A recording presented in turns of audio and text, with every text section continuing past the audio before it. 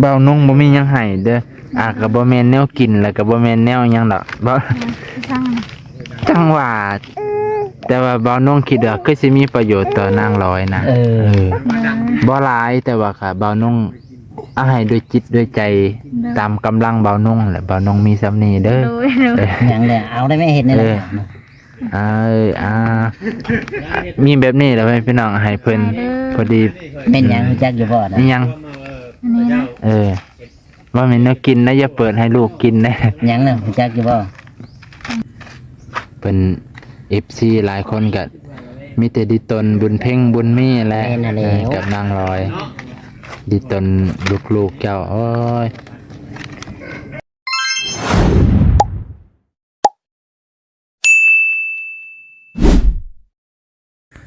สบายดีพ่อแม่พี่น้องสวัสดีครับท่านผู้ชมที่เคารพและสบายดีพ่อแม่พี่น้องที่อยู่ต่างประเทศ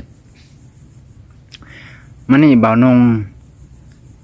มีแนวสิเว้าสู่ฟังว่าหลังจากที่เบานงเอาขนมไปให้ ไปให้นางร้อยเนาะไปให้นางร้อยกะบางคนกะชื่นชมขอบขอบใจบางคนกะบ่ได้เพิ่นก็บ่ได้ตำหนิก็บ่ได้ว่าเพิ่นแนะนำแนะแนวว่าการที่จะให้เนี่ยเป็นเรื่องดีเพิ่นนะการให้น่ะเป็นเรื่องดีแต่การให้แนวอยู่แนวกินมันเฮ็ดให้คนขี้คร้านเนาะไปพี่น้องถูกต้องที่สุดบ่เถียงพระพุทธเจ้าเพิ่นก็เคยสอนแบบนี้คือกันการให้นะก็เป็นเรื่องดีแต่ว่าที่จะให้คนเกิดสติปัญญาให้แล้วให้มีคุณค่ามันมีวิธีการให้เนาะก็เลยบ่าวนงกะต่อไปอาจจะซื้อขนมข้าวต้มฝากให้คนน้อยลงไปพี่น้อง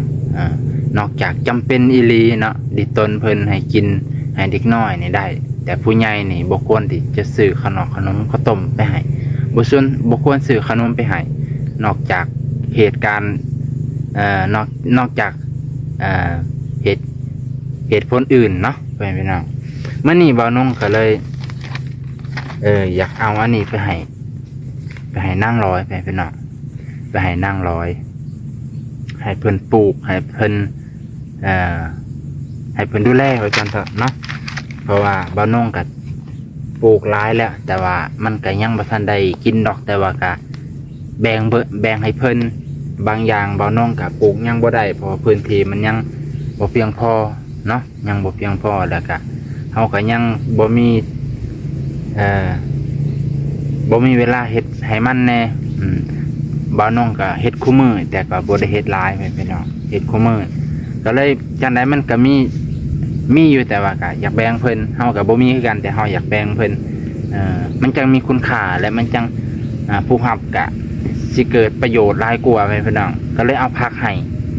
อันนี้จักผักให้ยังบ่ผักอีหยังเนาะต้นขาวใบใหญ่หนาบ่ฮู้คือกันเพิ่นพี่น้องสิเอาตัวนี้ไปให้เพิ่นแล้วก็สิเอาให้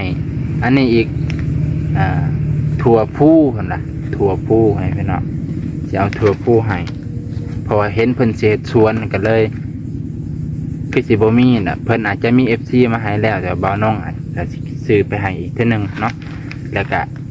สาลี่เพิ่นพี่น้องเนาะสาลี่หวาน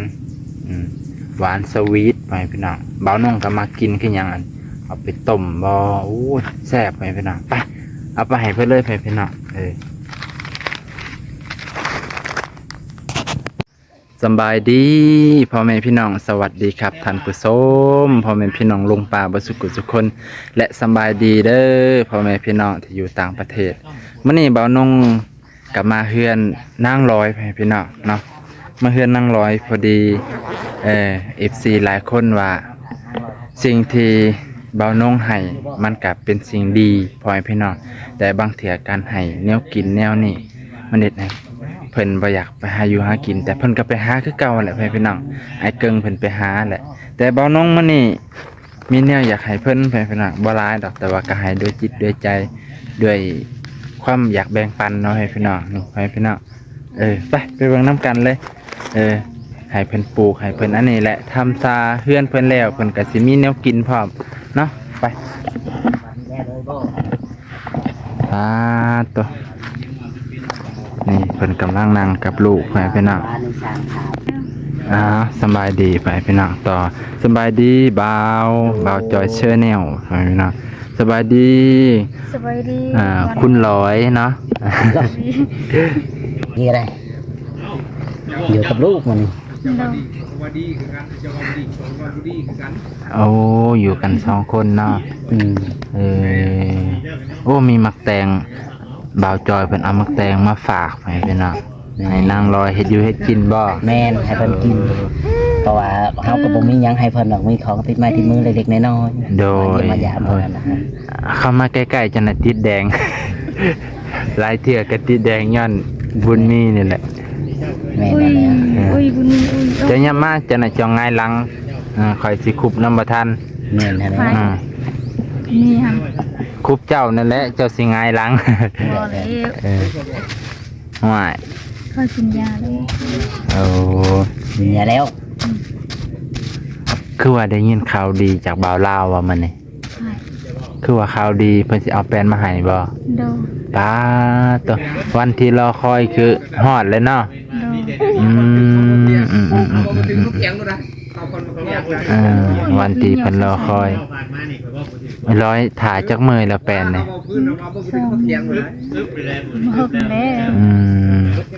บ่าวนุ่งบ่มีหยังให้เด้อก็บ่แม่นแนวกินแล้วก็บ่แม่นแนวหยังดอกบ่ ช่าง จังหว่าแต่ว่าบ่าวนุ่งคิดว่าคือสิมีประโยชน์ต่อนางร้อยนะ เออ บ่หลายแต่ว่าค่ะบ่าวนุ่งเอาให้ด้วยจิตด้วยใจตามกำลังบ่าวนุ่งแหละบ่าวนุ่งมีสำนี้เด้อ โดยโดย หยังแหละเอาได้ไม่เห็นนี่แหละ มีแบบนี้แหล้วพี่น้องให้เพิ่นพอดี แม่นหยังรู้จักอยู่บ่นะ นี่ยัง อันนี้นะ ว่าแม่นแนวกินนะอย่าเปิดให้ลูกกินนะ หยังน่ะรู้จักอยู่บ่ อันนี้แก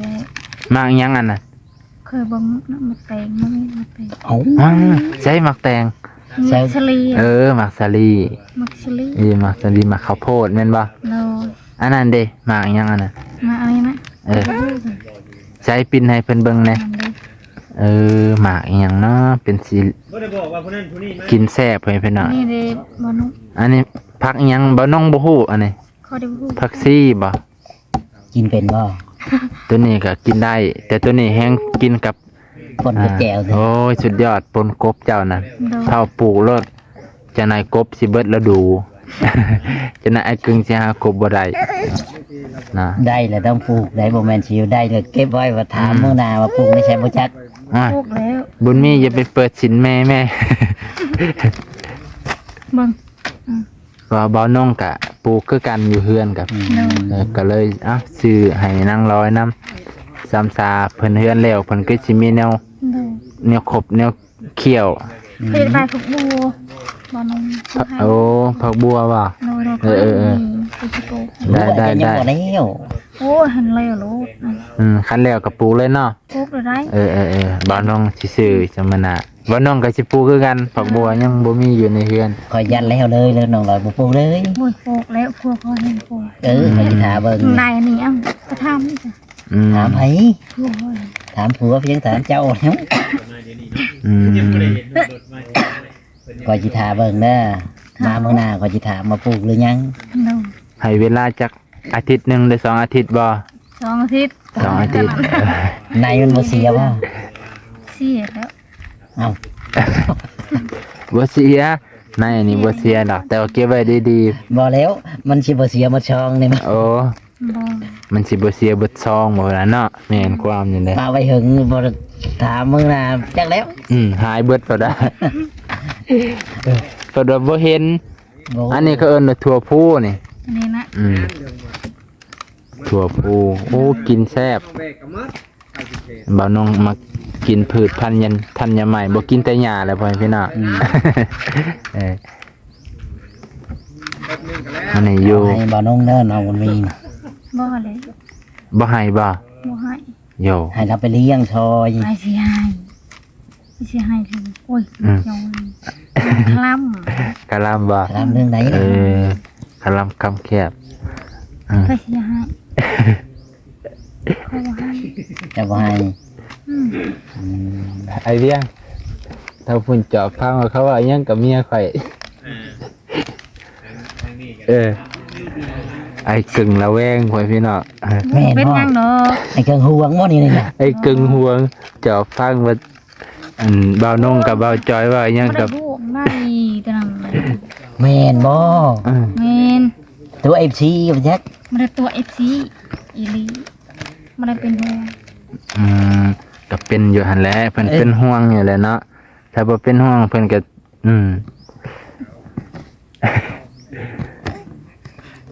บุญเพ่งไปใส่นะเนาะไอ้จอย จากใช้น้องเพลง คือกินขนมนี่ถึง ตาตัว คือได้ขนมกิน ได้มื้อชีพากให้ โอ้ ไปนะ วันเพ็งกินขนม ไผซื้อมาไผซีพามาได้ใช้ จักแล้วบ่ดู เอ้า บ่ลามา ว้ายน้องลอยตดเลย FC พังบ่ มา ได้ บ่มีเด้อ ได้ บุญมีปล่อยแก๊สออกซิเจนให้ดมแล้วบัดนี้ มันนัดแล้วมันเหี่ยวใส่แล้ว แม่นบ่ โด โอ้ยอย่าพาไปอีก1นาทีจับเบิ่งดูเหี่ยวอีหลีบ่ อีหลีน่ะน่ะ ซุ่มบ่ ซุ่ม ใส่เพิ่มเพิดบ่นี่ บ่ได้ใช้เพิ่นเพิ่น เออ เอาเพิ่นมันเพิ่นเอาเพิ่นเพิ่นน้องเข้าไปลูกหลานเพิ่นเอาเพิ่น บ่น้องก็อยาก เอาเพิ่นเพิ่นแน่ มาไว้บ่พังเด้อ บุญเพ่งเพิ่นได้กินขนมแซ่บกินผู้เดียวเบิดแล้วบ่จัก ป้าแม่บ่ได้กินบัดนี้ แม่จนบ่ได้ มัน กิน เพ่งเดือนเอาเพิ่นเพิ่นแน่ เราเวียงหรือว่าไปสุทีเลย เจ้าเขาไปเบื้องต้นในคลิปนะเอาไปเบื้องต้นในคลิป ไปสุทีเลย หมายความว่าความจริงนะครับว่าได้เนาะ ว่าไปสุทีเลย เอ้าถือว่าไปที่ บรรยากาศช่วงนี้ร้อนเนาะไอ้จอย โอ้ยขออย่าอาบน้ โอ้ ำบ่นุ่ม ยังอาบแล้วบ่มีน้ำบ่เลย บ่มีนี่อาบเอ้ย บ่มีสิอาบได้ใช้ เออ น้ำกอก น้ำก๊อกให้เกิงให้ FC ให้ตากล้องสูบให้ก็ได้แหละ เด้อ บ่น้องสิอาสาอยู่ดอก เด้อ ขอให้ยอดวิวขึ้นปังๆนะ อ่ะเพิ่ม ตั้งห้องไว้คือไป ก็ได้อีกช่องไว้ยำห่อเฮ้ย ได้ขอจังถามเจ้านะ เฮ้ย จะไปเอาไหมท่าน บอกพัง เจ้าไม่ว่า ปูมไปเปลี่ยนนี่พูดแล้วมาพี่ ไม่ใช่ว่าว่าไป ยากเนาะมีตากล้องเนี่ยยากบ่ใช้ชีวิตลำบากบ่มีกล้องหลายไปเนี่ย มันเนี้ย ฮะ บริญญาก ยันดาดเห็นกล่องหลายแต่ละมือโอ้ยบ่ได้เฮ็ดหยังเลย ว่าไปเนาะ ถ้าแต่สัมภาษณ์ แม่นบ่น้องลอย อ่า บอก ปลาพอได้กิน โอ้ ในใดเขาบอกให้เว้ากันกับผัวเว้าในใดจำได้บ่เมื่อวาน เฮ้ยเขาจะได้กันนะ เอาเร็ว อืม บอกให้ปรึกษากัน คอยบอกในใดฉัน เฮ็ดหัว ถามเมียว่า เฮ็ดหยังอีก หาพืช อืม มัทนา ไปช่างน้องลอยบ่ได้คุยกับผัวจำนา เป็นเช้า บ่ได้คุยด้วยเขา ว่าว่าสิบอกผัวดอกอย่างฉันอย่างซี่ว่ามาบ่เว้า อืม อ้าวคอยได้ประกันเปล่า ฮะ บ่กล้าบอกบ่ ก็บอก ว่าถามลูก บ่กล้าบอกผัวบ่ หนึ่ง เออ ย่านหยัง โว้ยมันใหญ่คอยนั่ง ฮะ โอ้ยันละหายบ่ เลย แล้วก็หายเจ้าอยู่บ่ จักห้า อืมบอกอีหยังไอ้จอยจันจอย บอกให้เพิ่นนั่นเด้ว่าเวลาผู้ใดมาจะเว้ากับเพิ่นดีๆอย่างฉันอย่างซี่หั้นแหล้ว เอ เอ อ บอกเลยจัง เพิ่นถามก็ตอบเพิ่นตัวใดตอบได้ก็ตอบ ตอบแบบความนุ่มนวลเนาะ แม่นเพิ่นยังหักเพิ่นยังแพง เด้อแม่น ฉันเจ้าเว้าไปเรื่อยมันก็บ่แม่นเว้าเถียงมันก็บ่ได้อยู่เด้ แม่นแหละ แม่นบ่ต้องลอยเขาเว้า ถึก คือเจ้า กัน เมา เขาก็อยากให้พวกเจ้าได้ อืม ไปได้กับพวกเจ้าได้แม่นบ่ว่า แม่นแหละ เพิ่นก็หักเพิ่นก็แพงเพิ่นก็อันนั้นแล้ว นี่แหละคือเจ้านี่ถือแล้วเนาะอ่าตอบตามฮู้ตอบตามเห็นนั่นแหละ แม่น ตัวใดบ่ฮู้บ่เห็นก็บ่ตอบเพิ่นบ่เถียงเพิ่น แม่น เด้อถึก เพิ่นก็อยากเบิ่งเนาะเห็นว่าเพิ่น อยากได้ สิซอยคนเพิ่นก็ต้องเบิ่งกันคือเพิ่นเว้าออกแล้ว แม่นแหละ FC เว้าหลายคนได้ เพิ่น FC หลายคนก็มีแต่ดิตนบุญเพ่งบุญมีและ แม่นแล้ว กับนางลอย ดิตนลูกๆเจ้าโอ้ยปัดใหญ่ขึ้นมาสิเป็นจังไดเนาะอ่ะเป็นคนนี่แหละคิดว่า แน่ทิ่มแล้วบัดนี้สิไปปลูกแล้วบ่ ปลูกเป็นยี่ห้อหน่อยมืดปลูกตะแลงจะได้ดอกกันลูกคุด ตอนเร่งก็ไล่ตอนเช้า โอ้ ได้ ตอน คันชวนบ่แล้วนี่บ่อยากให้ปลูกปานใด ใช้มาสิแล้วนะ